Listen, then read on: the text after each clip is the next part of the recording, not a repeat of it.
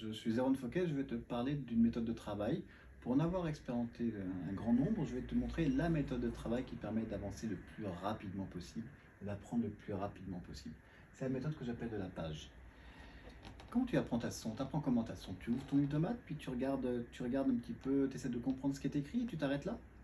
Comment tu apprends par exemple à faire du judo? Tu regardes les gens jouer sur le tatami et puis tu vas comme ça sans t'entraîner à la compétition?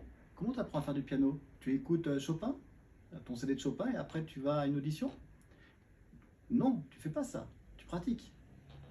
Et bien les maths c'est pareil je crois. Tu regardes comment on fait et après tu pratiques. Et souvent vous vous arrêtez à 5 minutes, vous faites 5% du temps, vous faites 5% du temps nécessaire, et bien c'est la compréhension. Mais après il faut s'entraîner. Il ne faut surtout pas s'arrêter à simplement comprendre, il faut appliquer, appliquer pour gagner en rapidité.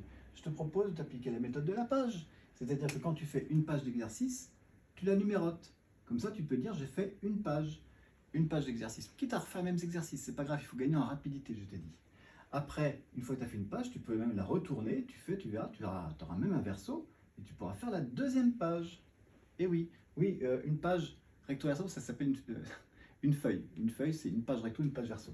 Une fois que tu as fait ça, tu en fais une troisième, puis une quatrième, et puis en fonction de la note que tu veux avoir, je te dirai le nombre de pages que tu veux. Si tu es en quatrième et que tu veux avoir 10 sur 20 sur le théorème de Pythagore et sa réciproque, tu fais 8 pages. Si tu veux avoir 12 sur 20, t'en fais une dizaine. Si tu veux avoir 15 sur 20, t'en fais une vingtaine.